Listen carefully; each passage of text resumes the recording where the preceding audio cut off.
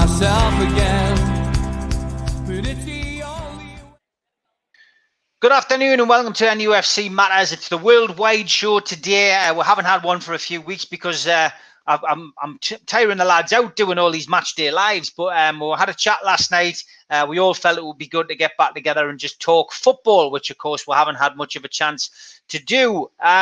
Great to see you all, lads. Daz, I'm going to come to you first. And the first topic I really want to talk about is this bizarre situation that's developed today, which has seen Norwich City allow fans into the ground, but only in the executive box area, to sit and watch the match, which is at home on a television screen. And the actual pitch is covered by, basically a barrier. They can't see onto the pitch. They can only watch the game on TV. In London, we've got West Ham fans who are gathering in their hundreds at a local cinema to watch a beamback of today's game when they played Man City earlier today. It's sent the managers into a little bit of a spiral of anger and frustration, because if people are allowed to gather at the ground but not watch the game, what's the point? And if people are allowed to go to the cinema and sit next to somebody, isn't it worse to be sitting indoors watching football than it is at the match? What is the idea behind this? Yeah, Steve, I can't understand it at all, to tell you the truth. I flicked over it in Twitter. I didn't hear an awful lot about it, but it makes no sense, really. Going to the ground and not actually watching. You have to watch a screen to watch it, not actually watching it taking place in front of you. That's ridiculous. And also going to a cinema to watch it. It's just going to spread the disease further. As Martin will tell you as well, we've entered a 6-week lockdown in Ireland, and you can't even go 5 kilometers from your house. The rules are very strict. So hearing stuff like that makes no sense whatsoever. Just sit at home and watch it in the comfort of your own home. I can't understand the logic. No, me neither. Spenny, you've actually come on today, but you're going through a bit of a nightmare yourself with COVID. Yeah, I know exactly what it's like. It's so painful. I can't understand why people are still doing this. It's unbelievable. Going to the cinema and watch a game. Why can't you just go home and sit and watch it in your own home? It's just going to spread this stuff and going to kill people. I wish people would just listen. You know what I mean? And go to an executive box. There's something there. It's a waste of time, because you can't see the lads on the pitch anyway. They're watching it on the telly.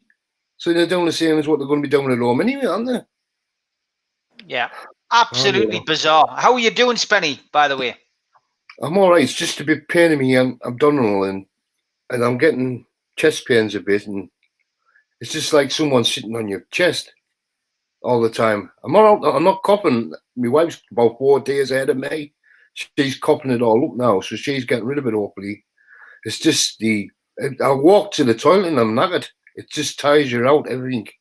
It's just a queer one. But I'm pleased I've only got the mild one compared to other people getting. Because I've been frightened about that. But I'll get through it.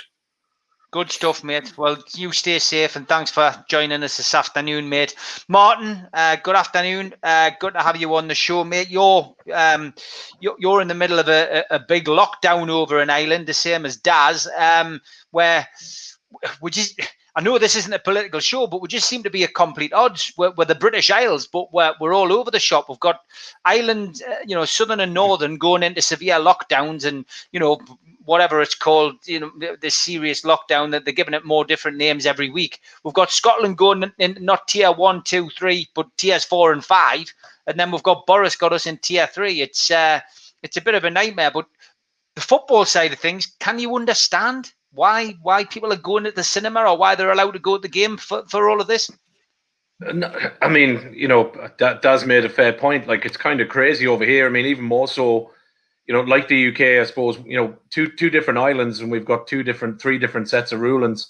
I mean, for me, the football thing, I seen a clip of it on Twitter. I seen a picture somebody had posted of the director's box, and literally just a huge big tarp thrown down in front of the director box windows. So for me, it makes no odds. It's not the way I'd want to match. I'd probably much prefer just to put us fellas on and listen to the rants and the rambles than go and sit trying to peer under a tarp. But I think for me that the cinema thing is perplexing. I seen a clip there of, I think it was 2,500 people went to a talk in a show in London with Arsene Wenger, and yet you can't have a play or the media or the arts on, which is, as part of the pandemic is fallen by the wayside. So to me, it doesn't, how can you have a talk in with an ex-football manager, but you can't have a Broadway play? It's farcical, to be honest with you. It just makes no sense at all, really, for me. And you're better off waiting until, essentially we can go back to the game in some respect. Yeah, well, I think the other thing for me is the rules are so crazy about what you can and can't do. So, I mean, I'll give you a good example. Like, I popped out this morning to a shop that is open, and they had the whole clothing area cordoned off under the Irish piece of lockdown. It's classified as non-essential. So I can't go into the shop and buy myself a new pair of undercrackers, but I can buy a Halloween mask and a shitload of gin, and I'm good to go. So to me, it's just, surely there's a point where a pair of undercrackers becomes essential in 6 weeks, I would have thought. But it's just madness, some of the stuff that's going on. So, making people go into a box and a top down. I mean, Jesus, lads, look, we may as well just knock it on the head now. It's crazy. Crazy. So if you want to see Martin live, wearing his witch's hat, inebriated on gin, then tune in to Match Day Live tomorrow. I'm sure he'll have his There's witch's a possibility. hat. Martin, I want to give you the opportunity today as well to talk about, you've had a rough week, shall we say? And I just want you to explain what you wanted to talk about, mate. Yeah, bit of a rough week, and look, I think the whole COVID situation, and Spenny made a good point on the group chat there the other week. I've had somebody unfortunately very close to me attempt at taking their own life, and without getting into gory details and everything else, mental health is a huge problem at the moment across the world, and you don't really necessarily take a notice of it until it's kind of at your door. And I just wanted to have the opportunity, which in fairness, Steve, myself and yourself spoke about yesterday, just to say, we're blessed that, I'm blessed from a few fronts. One, things have worked out. Secondly, I've been able to have this community that the overwhelming support the last few days has been unbelievable. But I just wanted to take the opportunity to say to people that might be tuning in, that might listen to us, that mental health is a serious problem, and that what you see on the outside is not what's necessarily going on the inside. And I want people to know, from my perspective, and I think the rest of the panel and everybody else that interacts with us, we're available to talk to. Reach out, send us a DM, send us a tweet, send us whatever you need to, but we're here. Don't ever be afraid. And I think especially, there's 8 or 9 of us on here today. I think for men, it's even harder to talk about mental health, and it shouldn't be. It's not embarrassing. It's a true thing. And I think we just need to be more open, more understanding. But I'm there to be reached out to, guys. I'm there to talk. I'm there to listen. So don't ever be afraid. And, this is a horrible pandemic, and there's lots going on, and it's affecting hundreds and thousands of people. And it's a real subject. So I just wanted to raise that and say, anybody that's struggling with that or is struggling with their mental health, you're not alone. So Great stuff, Martin, and thanks for sharing that with us. Chris Hall, good afternoon, mate. Just want to get back to the football side of things and talk about fans getting into grounds. What's your take on that bizarre situation that we're seeing today?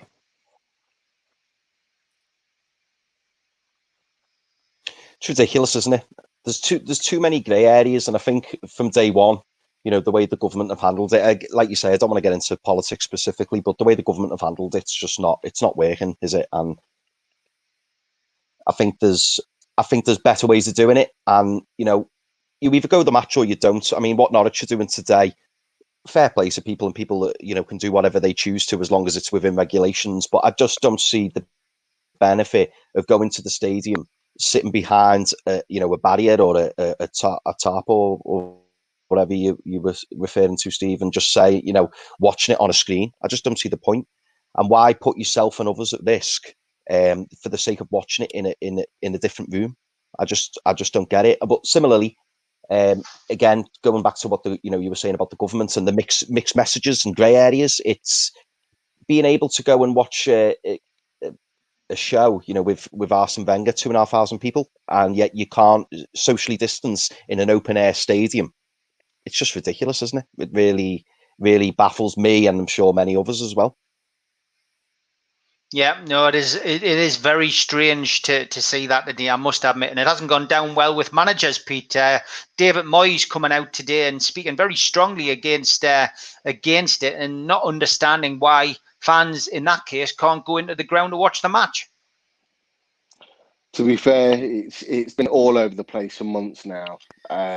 Chopping and changing decisions through the government, and what's acceptable, what's not acceptable. As Chris has just said, there's far too many grey areas now, and this is where, as individuals in the country, everyone's getting confused. So everyone thinks that it's okay to go to a cinema and sit in a cinema. How is that more?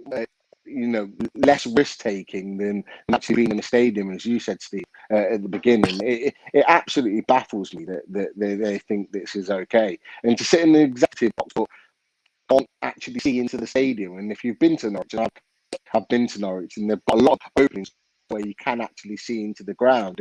And to be in that position and not be in the stadium, for me, what's the point in going? You go to the stadium to actually watch a game and watch it live. So why sit in an executive box and watch it off the TV?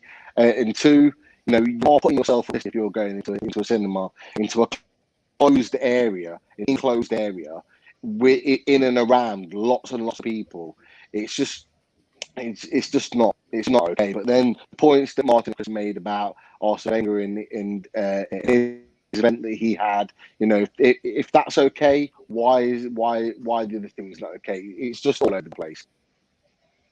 Okay, Al Walid, good afternoon, good evening to you, I think. But it's from our perspective, a strange time in England. What's it like for you? Have you had people, going to sporting events in your country? I mean, it's different. It's different to us. Yeah, actually, regarding sport, we just started, finish our last season games. They make it short. I'm talking about basketball, wheelchair. They started gradually. Regarding the football, they didn't allow audience, of course, fans not allowed to go to the stadium. And as you said, maybe the governments care about the huge number. Maybe in cinema, it will not exceed more than maybe 100 person. But it's different for a stadium, more than 20,000 person. And I think it's related to the number of beds on the hospital. These numbers, if there is too much patient with COVID in hospital, the government is starting to become more strict regarding places, no matter what is it. I think people start to become very get bored from the situation.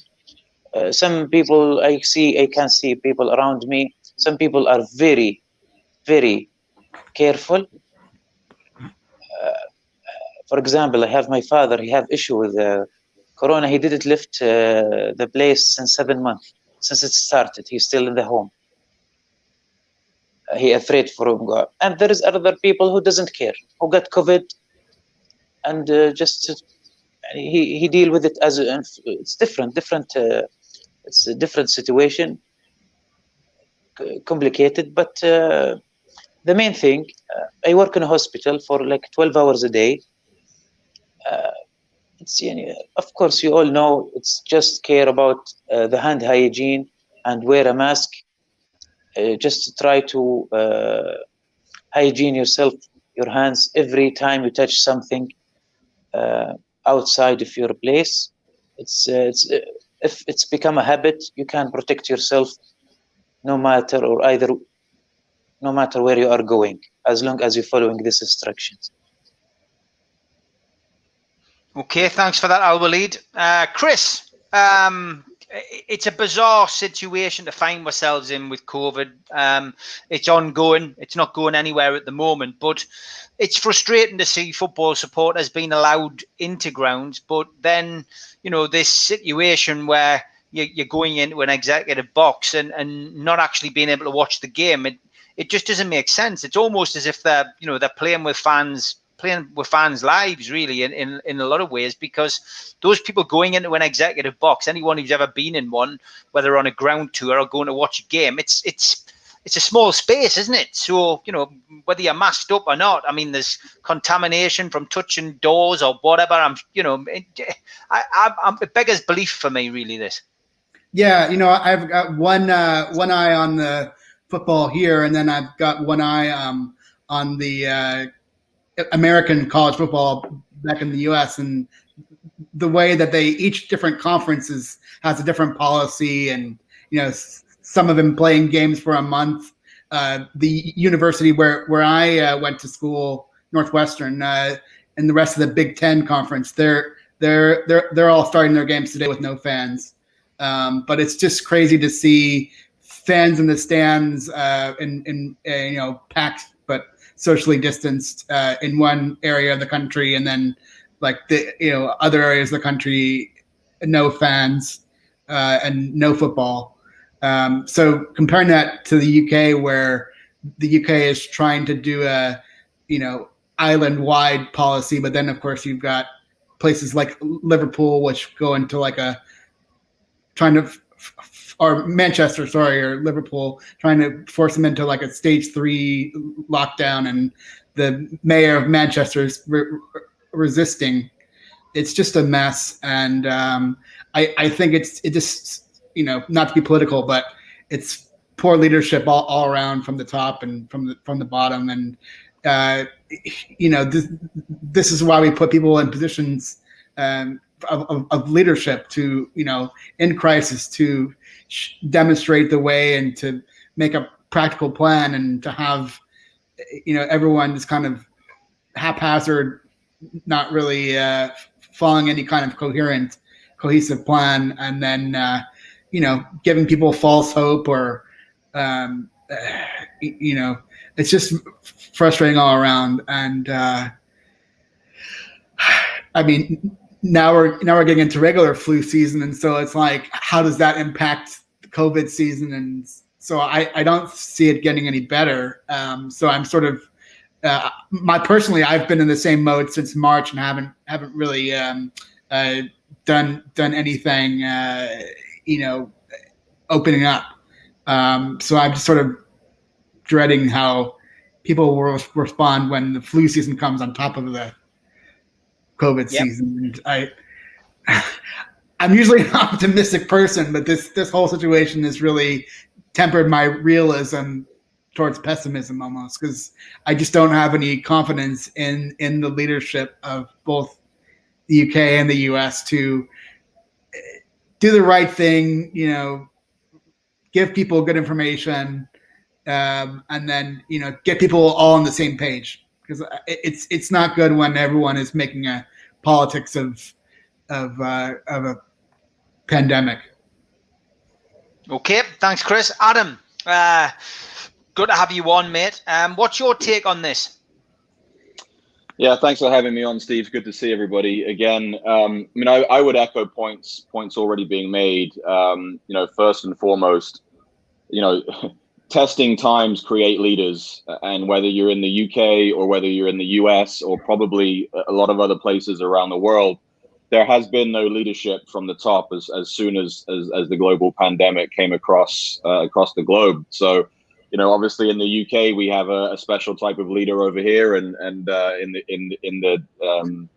the UK you guys do too. So I think that more than anything, this pandemic has shown, if anyone doubted that different sets of people get to live by different sets of rules, this global pandemic has probably really emphasized that. I mean, going back to the point of, people being allowed in to listen to Arsene Wenger speak, people being allowed to do certain activities that only certain types of people do.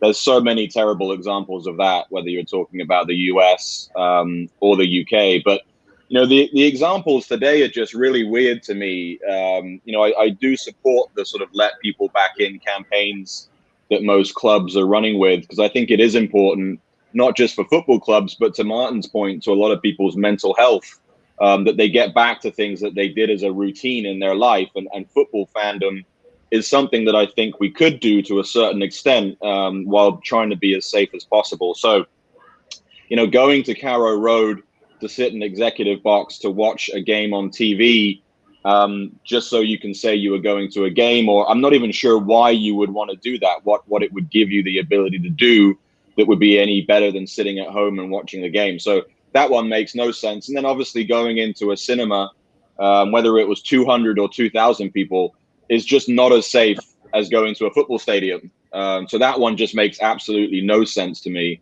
If you're going to put people in an enclosed area to watch a game in a cinema, again, even if there were 3 seats between you, it doesn't make any sense versus being in an outside stadium where you could have, 5 seats around you probably. So yeah, the system that's out there right now isn't fair.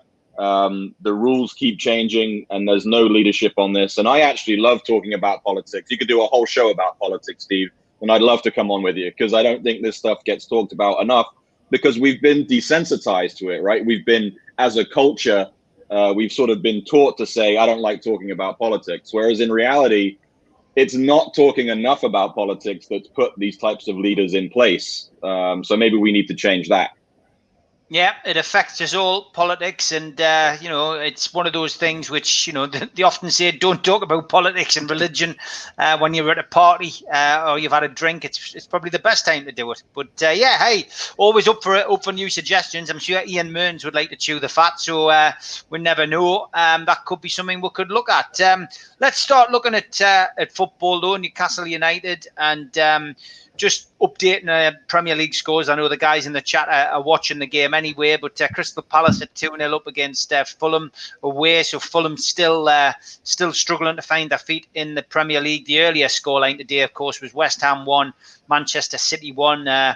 Pep Guardiola still seems to be struggling to find the magic that he supposedly has in those hands of his, and it's struggling a little bit.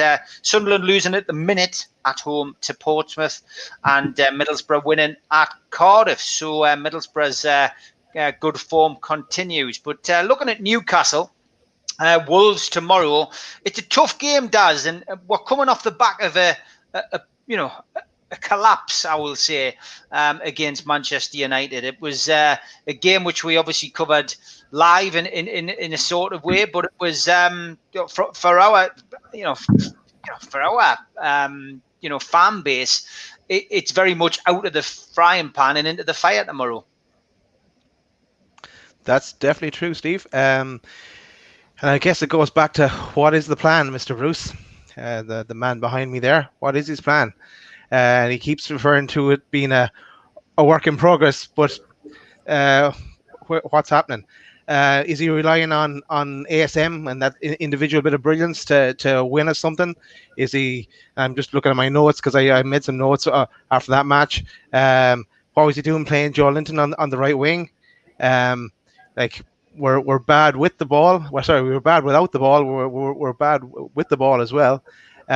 And tomorrow, I think he needs a new game plan here. And for me, going into Wolves and going into Everton the next game, and after the Southampton game, we played Chelsea. I'd look to go something more defensive. I know people won't like to hear that, but I was just trying to put up my own squad for what I go for tomorrow, and I'd go 5 at the back. I'd go. Bring back Clark. Use your wing backs, and even just kind of cut out the middle of the park if possible, because I think Wolves will dominate there. And I'd put two kind of holding players there in Hayden and Henrik. And then I played two the wingers with St. Max and Fraser, with Wilson up top on his own. That's the way I play it. I think we're going to have to be more defensive, and if we go hell for leather like he could go for, I think we'll get walloped by Wolves and Everton and Chelsea. So I'd like them to try and go a bit more defensive for these games, try and get us some points, and then if it goes against us, if we concede early goals or something, then switch it into a 4-3-3 or something like that. That'll be what I do tomorrow. Lots of people talking about ASM, Miggy, Fraser, and Wilson all starting tomorrow. Daz, is that something that you would go for? Not necessarily tomorrow, but moving forward, because if we start putting teams on the back foot and making them think, then it's surely going to give us more of a chance of getting more points than we have been over the last couple of weeks. Yeah, I'd like to see that against lesser opposition, and go with all attacking then. But I think against Wolves, they'll annihilate us, to tell you the truth. So it mightn't be the game to do that. That's the way I'd look at it. Okay, thanks, Daz. John Justice Allen says, can I just thank everyone who has bid on the T-shirt for the food bank? The current bid is £60, and ask anyone who is on Twitter to like and retweet to help raise as much as possible. That's great, a great start, and big thanks to qtechshop.co.uk, who most of you will know by now, who follow the show, are one of our sponsors. They've basically donated some fantastic T-shirts. And what we're doing is we're donating all proceeds from the online auctions for these one-offs to the food bank. And there's also a ticket for the Christmas party attached, which is now sold out. So thank everybody for joining in that as well. But yeah, if you go onto my Twitter, you can place a bid, and hopefully you will get one of those T-shirts, which even I don't have. But big thank you to qtechshop.co.uk, and of course to Darren Baldwin Funerals, who also sponsor the StreamYard app, a local independent family business, 24-hour service. Big shout out to them guys. So Spenny, what do you want to see tomorrow against Wolves? I want to see a goal. That's that. Have a shots on goal. We need to have shots on goal. Goals score, goals win games. Simple as that. You'll be relying too much on Max, as usual. Get Fraser on the pitch. I think the best thing about Bruce is the betting. You can't work out what tactics he's going to do. So you'd be bigger odds for him picking the right team than getting the result we need. The way he's going on. It's a joke, man. We've got a good record against Wolves, though, haven't we? Usually draws and 1-0s or something like that. But Wolves should be... Wolves are where we should be as a club. It's horrible to say, really. Yeah, I was talking about that last night on the Three Amigos, Spenny, about how Wolves have essentially leapfrogged Newcastle. You go back to the days of Keegan and then Sir Bobby, and you look at the money Newcastle was spending. Wolves were languishing in the Championship and lower, and from our perspective, we were flying high and going on trips to Europe. And Wolves have just they've replaced Newcastle at that level, haven't they? Yeah, and Aston Villa's doing the same now, aren't they? What the Wolves did last season, they took over them, man. Yeah, exactly. Yeah, it's a strange situation, and one that we hope. Two pro teams have gone up, haven't they, Steve? West Brom and Wolves and Fulham have gone up. Leeds look like another one. Yeah. No, you're right, mate. You're right.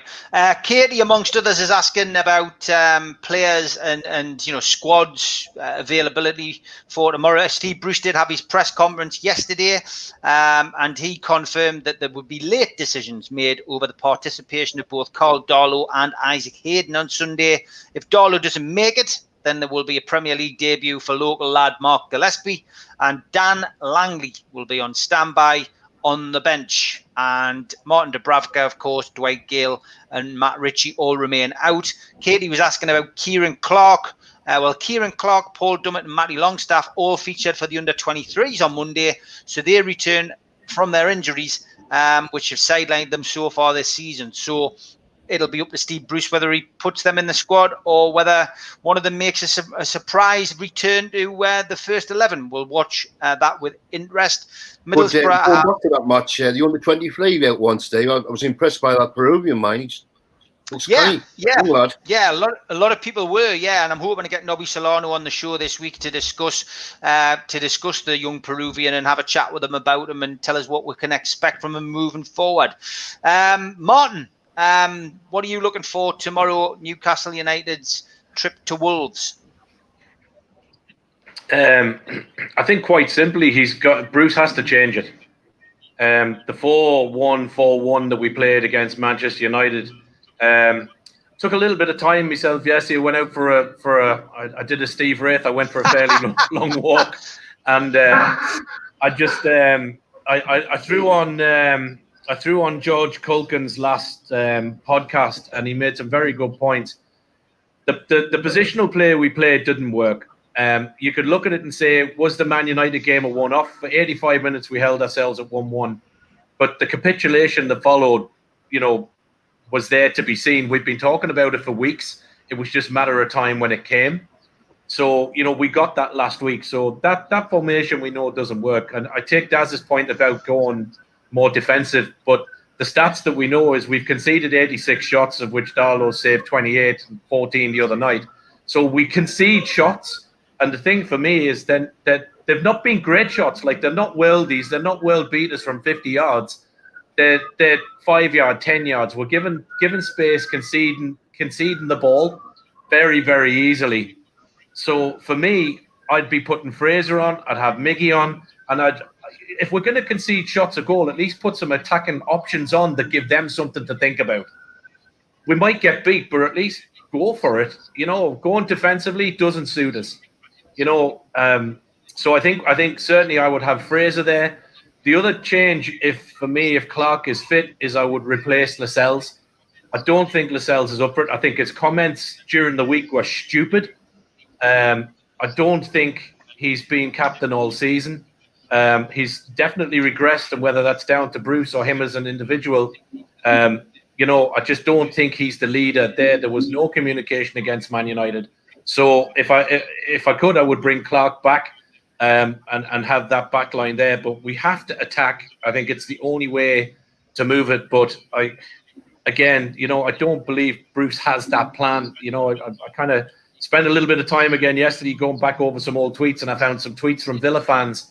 Same thing a few seasons back. Playing Grealish in the wrong place, wingers on their bench while he was playing defenders as wingers. So it's the same routine. And then Sam tweeted yesterday Bruce's press conference, and the first line he says is, "We'll go to Wolves and hopefully we can do something." Jesus Christ, man, give me a break. So I get Daz's point, but for me, go all out attack. If we're going to concede and give ball away, we need to give other teams something to think about because we cannot defend. Simple. Yeah, good stuff. Adam, I'm going to come to you next because I know you've got to get away. I know you want to give a little bit of an update from the Newcastle Supporters Trust, which, of course, you were duly elected onto the committee. So well done for that again. But, give us an update, please, mate.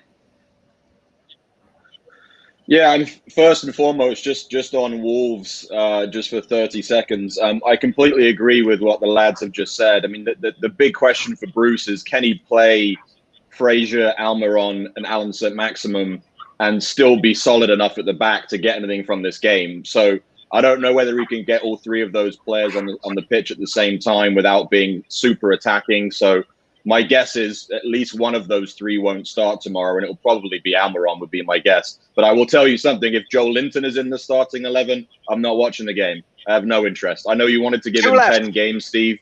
I don't know if we're at 10 yet, but it seems like a lifetime for me. So I'm all done. I'm all done on Joe Linton after last week. He was truly horrendous. But yeah, on the trust, I just want to say a couple of real quick things. First of all, it's been a really great experience so far. A lot of collaboration, a lot of open feedback was given in our first board meeting, which was last Sunday night. For you guys, I think that went sort of out online. Some of the feedback from that was great.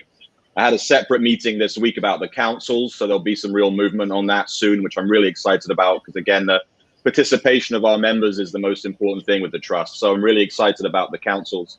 We have a second board meeting actually tomorrow, and that agenda already has about 10 items on it. So again, lots of proactive conversations are being had about how we can improve fan engagement with the trust, but also obviously fan engagement with the club. So more on that soon. I'm just wanted to say I'm sort of really excited and thankful to have been part of it so far. And I think in the next 3-4 weeks, we're going to have some big stuff that the fans will be interested in. So that's all I wanted to say about that. Thanks. Good stuff, Adam. And where can people contact you if they want some advice or want to put a question to the trust? Yeah, great point, Steve. So my Twitter handle is just at AdamBeckett09, but my trust email is up now, so you can reach out to me via email as well. It's in my Twitter profile, but it's just adam.beckett@nufctrust.co.uk. So yeah, please do reach out, and not just to me, but to any of the board members. Obviously we're more than willing and hoping to get more fan participation and engagement. So whether it's just a simple thing that comes to your head that you want to let me know about to bring up at a board meeting, or if it's a much more big structural issue that you'd like to get involved in, we're obviously open to that as well. So yeah, absolutely reach out and let me know what you think. Great stuff, Adam. Thanks for your update. I know you've got to go, mate. Hopefully we'll see you tomorrow at some point for Match Day Live. Yeah. Have a good day, mate. Thanks All for right, joining cheers, us. lads. Thanks so much. Talk to you soon. Cheers, mate.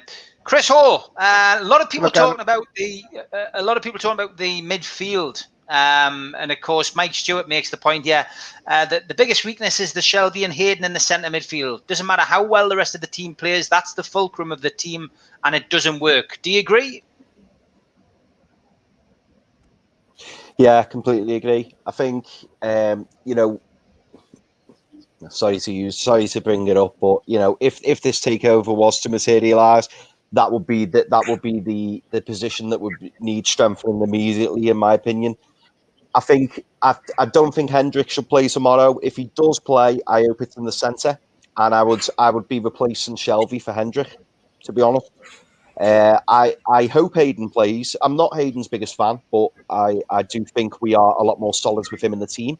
So I hope that Hayden is playing tomorrow, but I wouldn't partner him with Shelby. I've had it up to here with Shelby now. I feel like we need to move on. Maybe even bring Sean in.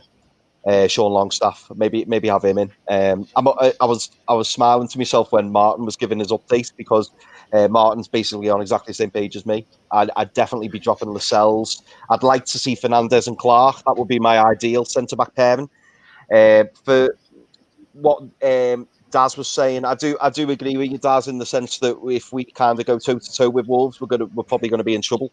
But I really don't want to see us go 5 at the back. I hope it sticks with 4.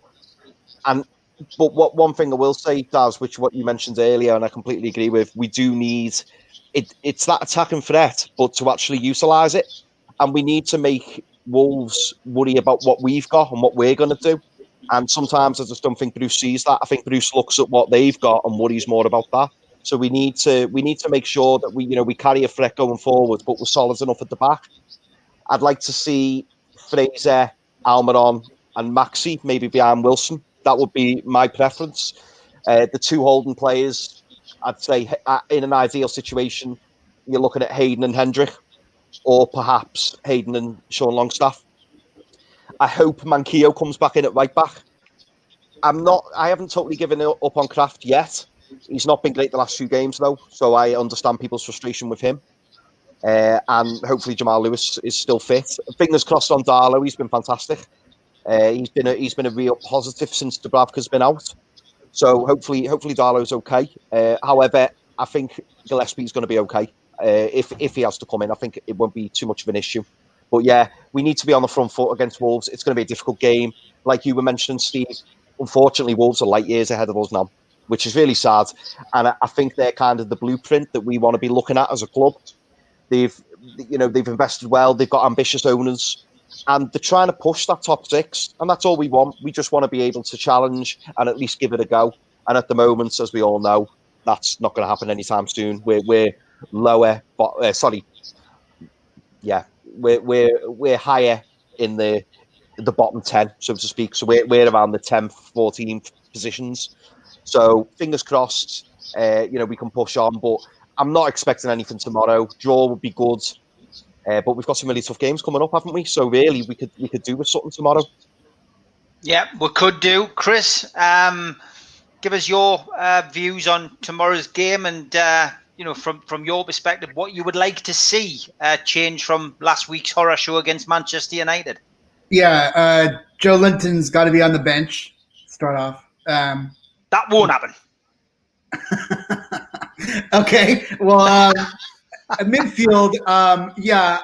It's complicated because like people have said, if you bring all of the attacking players in, then you need somebody to pass to them. So the question is, what do you do with a problem like Jones or Shelby? But I do want to see Almiron and Fraser in there because I remember some comment about Steve Bruce was asked why he wasn't using them. He's like, well, I've got like another plan for them, or I've got them in reserve. It's like it's time to go to your plan B if you have any kind of other alternate plan, because your plan A is not working. So I'm not sure about Kraft, but we just kind of need an overhaul, and it's kind of an attitude adjustment at least throughout the whole squad. But I do want to see Fraser and Almiron getting a run out there, because I really do not want to see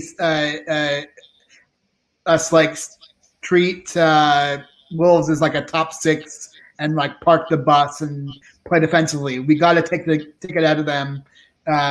Just give it a go. Like, let's see what you can do playing defensively. I mean, playing not playing defensively and just playing offensively. And if anyone hasn't seen but hasn't access to the Chris Woff's article on The Athletic, where he analyzed all 86 shots that or he revisited all 86 shots that Newcastle has faced this year. It's quite an eye-opening read and a horror show.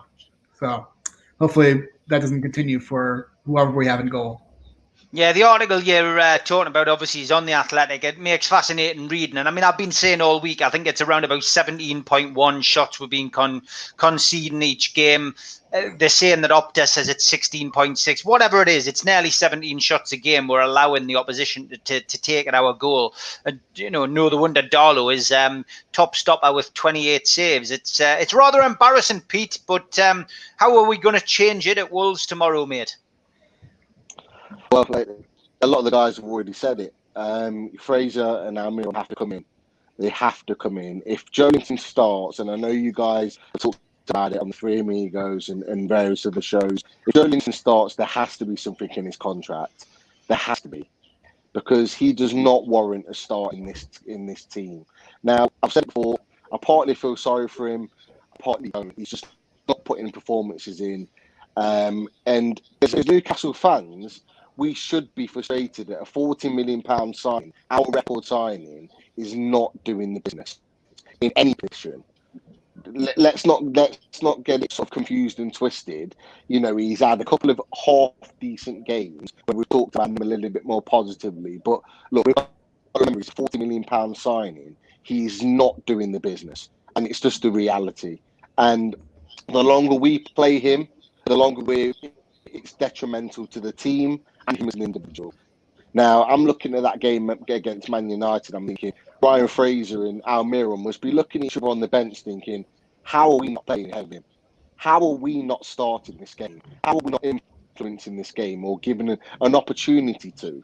That then starts fizzling into the squad. The squad start get to being frustrated, and we've talked about Almiron, and there's been lots of whispers about Almiron not being happy at the moment. Now, who's to say that's not the reason?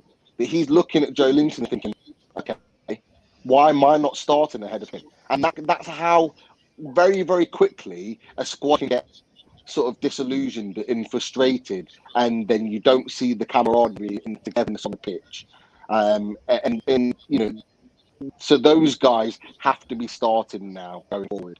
I've seen enough of Hendricks to say he's a squad player at best. For me, he's not a starter. I agree with what Chris and one or two others have said about Shelby. If we had a better option, I wouldn't be playing John Joe Shelby. I just wouldn't. He just doesn't give us enough midfield. He's not. We're not a good enough team that he can play 2 or 3 games in 7 or 8 that are half decent. We're just not a good enough team to have a player like that, a luxury player. We need in this type of formation, in this type of setup, we need industrial, hard-working, grafting players that are going to win the ball deep and give it to those guys up front that are going to do the business. And Shelby's just not that guy, and that's why Isaac Hayden's so important for us. I'll be surprised if he's fit. I know he's trained for a couple of days. If he's got a hamstring injury, normally they're 2 weeks. Like that's standard practice. So if he's back within a week, I'd be absolutely shocked. And if he does play, he's putting himself at massive risk of getting an even bigger injury, which would be even worse for us if he was to get one.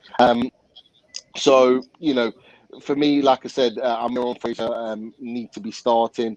Again, it's a similar situation with Lascelles. If Clark had a few more games under his belt, I'd be saying start him. I think he needs to know that he's not a guaranteed starter in this team, and he needs to know that he cannot put performances in like he did against Manchester United at the weekend. I think that he can still, just because he's captain, walk into the team next week. It wasn't good enough. He wasn't good enough. I think it was Rashford's goal where Rashford, he was marking Rashford and he pointed to Kraft, who's 10 yards away from him, and further away from him to go track him.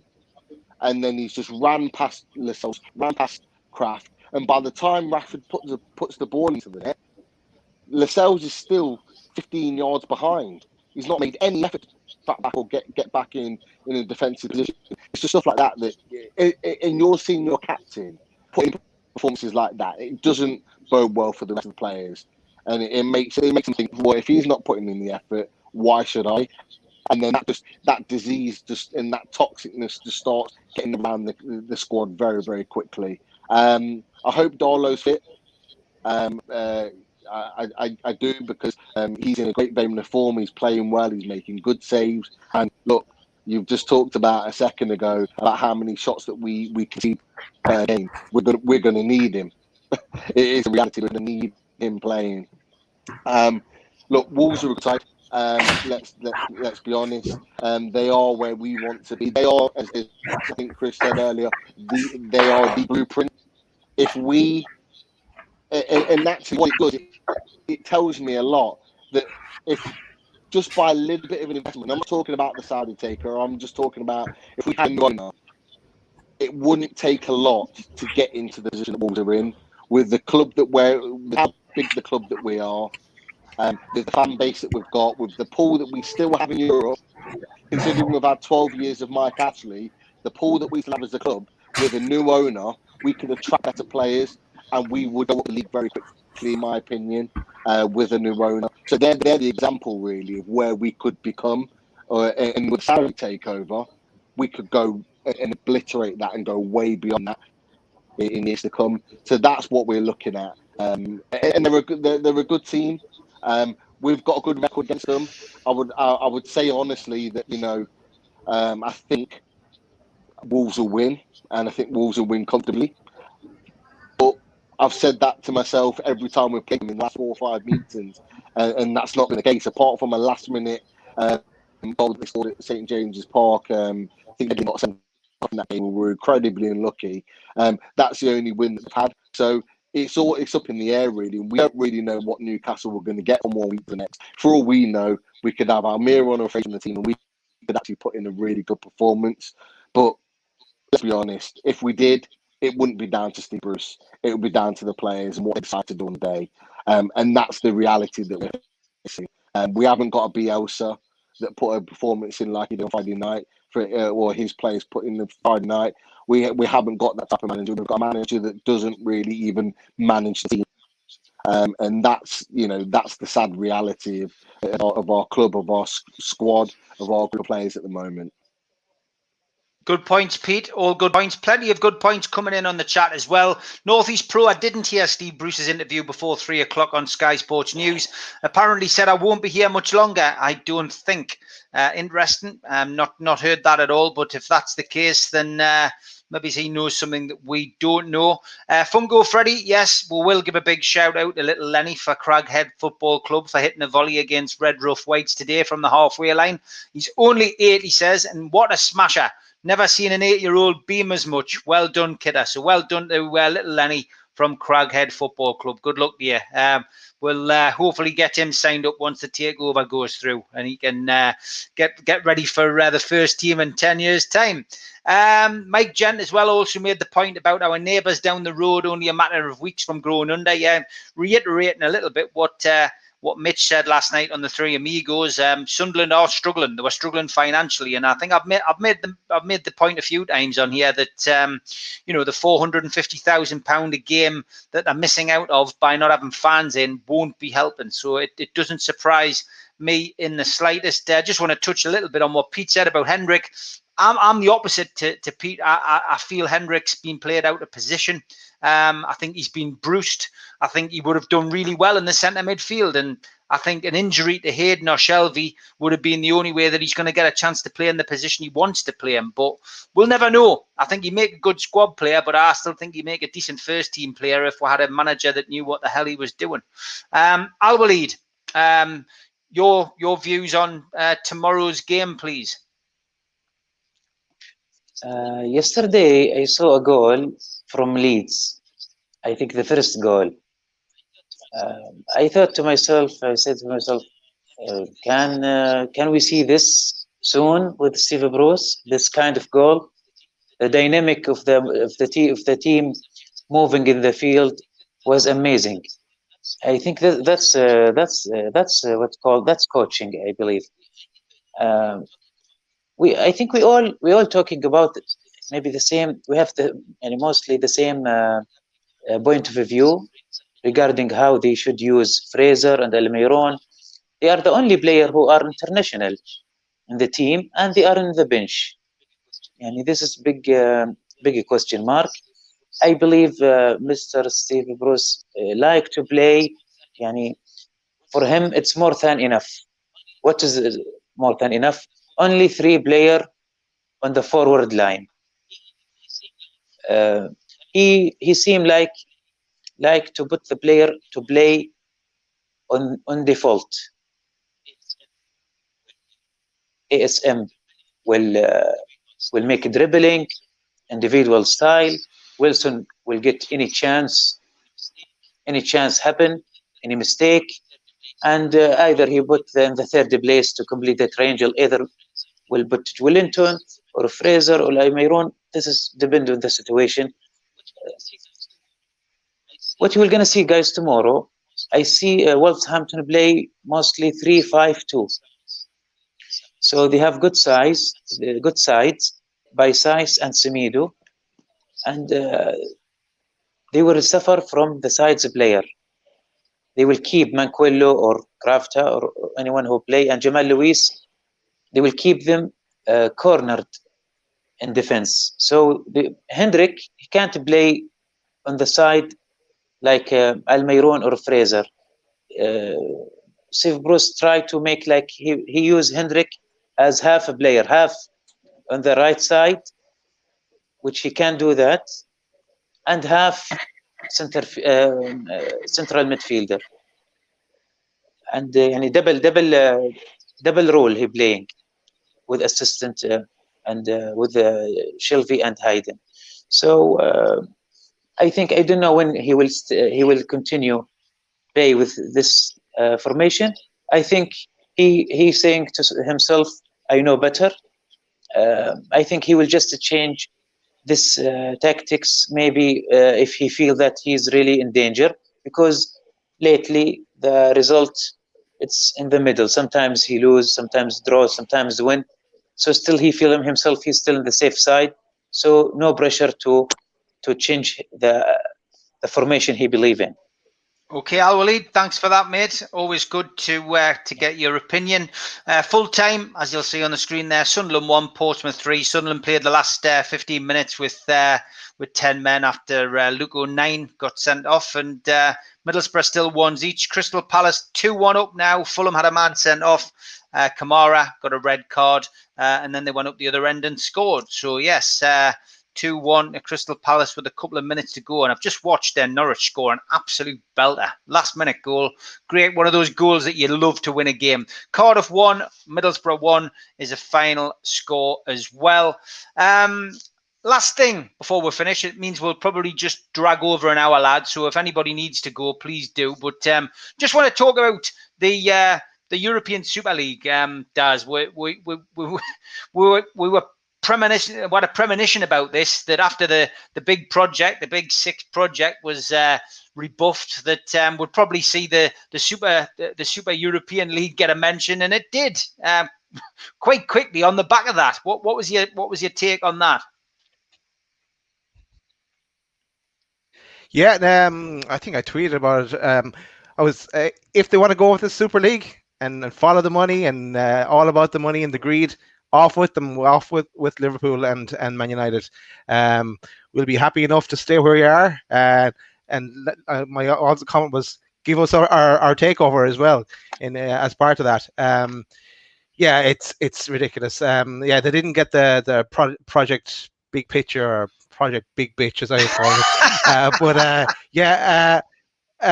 So like this is the next thing that's happened now. Okay, there's an awful lot more clubs, or rather along with Liverpool and United, all the bigger European clubs. But no, not for me. It'll ruin it for everyone. But if they want to go, cheerio. We'll be happy to stay. Well, I can't see it happening anytime soon.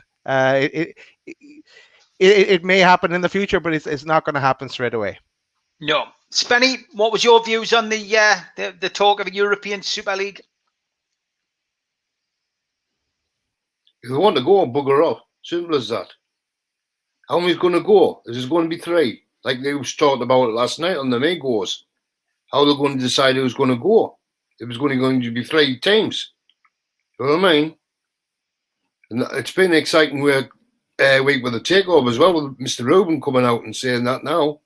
He's on his Twitter again today, talking about Marcus Rashford, and the QPR chairman's come back and said it's not very far from Manchester to Newcastle. So, is there anything else for the takeover as well?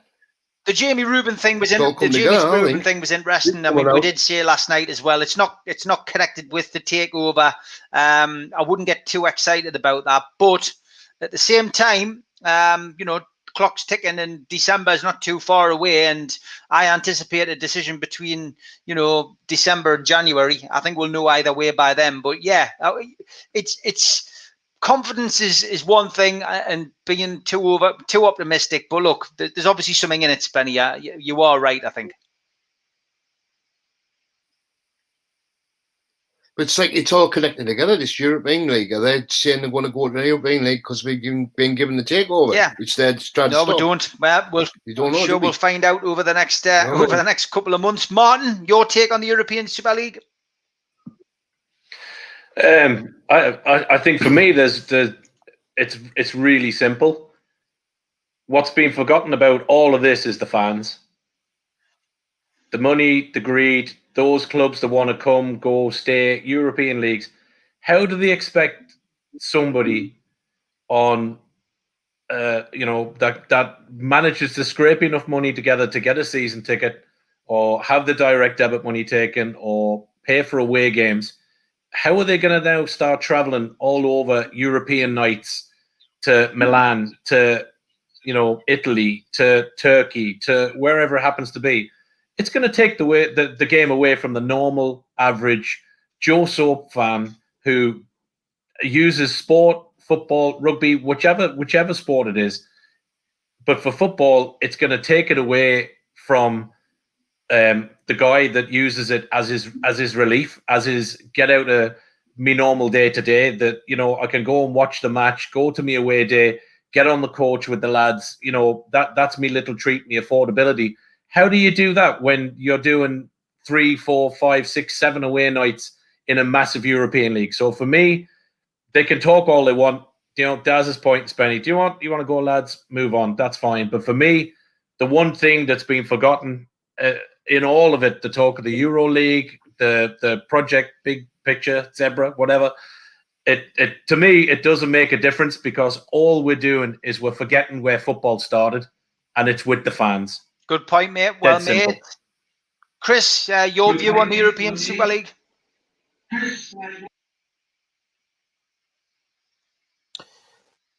I've spoken. Well, as you can probably imagine, Steve, I've got a lot of Liverpool fans as friends, and I've spoken to them in depth about it and how they would feel. And to be honest, I think one thing that they've not thought about is, these so-called clubs. Let's say, for example, the top six go, and let's assume, that's Tottenham, Chelsea, Liverpool, City, etc. How are they going to feel if, say you're a Tottenham fan and you go into this Super League of, say, 18, 20 clubs, whatever it's meant to be. Every single week, you've got a big game. Now, at the start, it'll be great. Everyone will be tuning in. It'll be fantastic. Give that 2 or 3 months, and you're in the bottom sector of this Super League, and every week you're getting beat. It's going to be great for the clubs near the top. But there's going to be a point. There's going to come a point where clubs are going to get fed up of it, and I think if they do end up leaving, which I don't believe they will, I don't think it's going to happen. I think it's just, as Spenny said, it could be a tactic, to stop the Premier League from any takeover happening, for example, or I think there'll just be regrets. I think people at the top will regret it, and as has already been alluded to, the fans, you're going to lose all your fans. You may get new fans, but they're not going to be the heart and soul of the club. They're not going to be fans who it's going to you get a lot of people turning up now, don't you? Executive seats, where half time comes and they miss the first 10 minutes of the second half because they're having the meal, or I can't see it happening, and I think if it does, I think you'll find a lot of clubs will regret it and even try and get back into the league. But will that be able to happen? No doubt they'll be under obligation to stay in the league for so long, and I think you'll find fans of those particular clubs could end up losing interest and could end up following another club or just forgetting football altogether and going to a different sport. I just don't see how it'll work. Obviously, at the moment, maybe Man United, Liverpool, etc., when they're coming up against the likes of West Brom, Palace, ourselves, they might think, should win today. But as we all know, the Premier League's so great because it's unexpected, because it's attacking football. Everybody loves it, and I think if you'd had a Super League of all these giants, first few weeks it'd be great. I think people will get bored. I don't see it happening, and I think it'd be a big mistake if they were to leave the league. Yeah, I agree. Pete, your views, mate? Personally, I just think it's the big clubs, particularly Man U and Liverpool, throwing the toys out the pram, because the big picture got basically thrown out the window quite quickly due to all the negative press that it got and all the reactions. And so the European Super League discussions was a quick reaction to that. Just to say, if you're not going to agree to our demands, then we'll go here. And as far as I'm concerned, I'm with the rest of them, with the rest of the guys on the panel. If they want to go. It's English football will continue without them, and they'll be the ones that will need us before we need them. And that's just my take on it. I'm of the mindset that it is there are other things that are in play, particularly about the takeovers. They don't want another a powerful club coming up and potentially taking one of their places. They're looking at the likes of Leicester, who don't need the money. They're a very, very, very well-run football club, and are progressing nicely, buying very good young potential talent across Europe. And then they've got Wolves that are also buying very, very well. Spending a little bit more money than Leicester, but are buying well, and are effectively taking the places of, at the moment, the likes of Tottenham's and Spurs, and actually fighting tooth and nail with the likes of Man United, as Wolves did up until the last couple of games of the Premier League. They don't want another powerful club, someone like Newcastle with a potential takeover, to come in and effectively notch them down a list by one.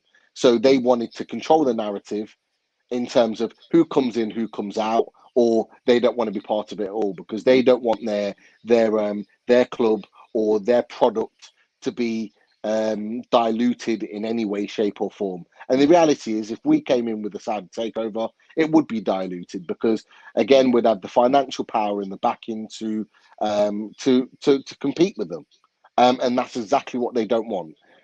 So I think there's an element of a number of those things in there within that. I do think it's the likes of Man City, Man United, Liverpool. I don't particularly think it's the likes of Tottenham and Arsenal. I think they know where their bread's buttered, should I say? And I think they're quite happy staying in the Premier League. But I certainly think those big clubs, again, a little bit too big for their boots now. They're starting to think that they're the be all and end all of English football and the Premier League. And the reality is that they're not. Okay, because without the rest of us, other 18 football clubs in the Premier League, there wouldn't be a Premier League. Okay, and I think they need to remember that. And I think, as others have said, if they did go to a European Super League, I don't think the Premier League would support them in terms of if they were to still be in the Premier League, continue their fixtures. I think they would have to get on with it and deal with a number of games in a number of days, and they wouldn't be supportive in managing their fixture schedules and all the rest of it. I think they would find it very, very difficult if they made that decision to go on to that. But ultimately, I think if it is going to happen, like a few have said, it's going to be a number of years away. I don't think it's anytime soon. They're not going to want to start a major Super League, European Super League, in the middle of a global pandemic, and I think they're going to want to see that out first before anything like that is in discussion. So again, that's just my take on it. Okay, Chris, your views, mate, please.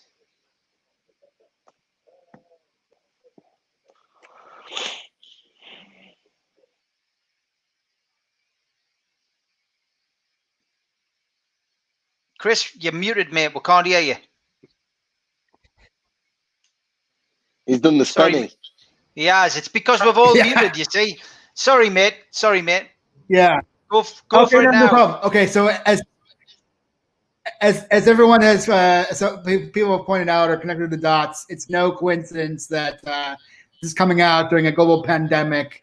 The big top clubs are seeing a loss of revenue, and with the rejection of Project Big Picture, like Pete said, this is kind of their okay. Well, if we can't have that toy, then we'll grab this toy. And the other thing that a lot of people have been saying is like, don't let them back in if they want to go. As Pete, clarified, this is not a talk about. I don't support it, first of all, but this is not a talk about clubs leaving the Premier League for another league. This is essentially a permanent Champions League tournament where there'd be the same clubs every year. There was talk about ridiculous thing about the founding members of the European Super League not be relegated for 20 years or something like that. So it's basically saying, and this is also the timeline is like 2024 when the Champions League is up for renegotiation or sort of reconfiguring. So this is sort of a preemptive move to say, rather than just having a Champions League where it's open to the top clubs in Europe, and that can change every year depending on surprise clubs. This is saying we want to lock in guaranteed money, tournament money for these select clubs, and no one else will have a chance to break into this league. It's just us grabbing. It's just a big money grab. I mean, that's the bottom line. I mean, I wouldn't be surprised if it had some sort of connection as well to this opposition. We've talked before about certain clubs having a veto over Newcastle takeover. I'm sure this is sort of a part of the whole backroom stuff in terms of where the money, where the power is, and not sort of a preemptive strike against having the new money Saudis come in with a rejuvenated, well-backed Newcastle club. So, yeah, I mean, it doesn't have direct relevance to us right now, but I think it definitely has something to do with the takeover bid. So let's look for that. Okay, mate. That's good stuff. Al-Walid, your view on a European Super League and whether you think the big teams should just be allowed to go and how it would benefit Newcastle. I think these crazy days, it's good. Yeah, it's maybe it's the best time for them to give ideas, hidden ideas, or they just want to compensate or make up for the money they lost. Actually, I'm aware about the big picture idea, but is it Super League? Is it actually? To be honest, I'm not really have more information on that. Is it including the big picture or something else? Well, this is basically followed on from the big picture. So this was a talk of a European Super League, which has been, it's been mentioned many times in England, Al-Walid, but this is something separate, something different. It's FIFA backed. And essentially, from their perspective, they've been working on it for quite a few years, but it's something which now they've actually put out there into the public domain as something which they could genuinely look at. And clubs have now been approached about it and, they're thinking about it. What well, about the Champions League? This is the $1 million question. Would a Champions League would it be beneficial? What is the point if these big teams are playing each other every week? Supporters haven't been considered. That's ridiculous. Imagine living in Liverpool, and being suddenly not given an option, for going to see the games in the Premier League. Suddenly you've got to get on a plane to go and watch your team play. It's ludicrous. It's obvious. It's a poor idea. The big want to be bigger and want the others small become smaller. Greedy. That is the word. Greedy. That is definitely the word. Okay, lads. I've taken up enough of your time. I know you'll want to go and get your Domino's pizzas ordered and go and crack the cans open and watch the big match. So thanks for your time. Looking forward to having you all on tomorrow for the match day live, which of course will start at 4 o'clock. As soon as we know the teams, we'll be going live, and we've caused a little bit of a debate with this because there's a couple of the lads had a day off and they're not on there. So big shout out to the lads who made it onto this week's poster. I'll have to try and do one tomorrow at some point. Well, I'll have to pick a game where at least we're celebrating a goal going in. But that captures the atmosphere. That's what happens when we all talk about Newcastle United. So apologies to Spenny and where is he? Oh, there he is. He dropped off. Apologies. See, that's how you go. That's how you don't get on flyers. You keep doing it. You're doing the moonlight flit. Big shout out to internet in the pawn shop like your iPhones. So we'll be back at 4 o'clock tomorrow. It's been an absolute pleasure, lads. Great to have you back on. Look forward to seeing you then. Take care, lads. See you later, guys. Good luck, everyone. Bye-bye. Bye-bye.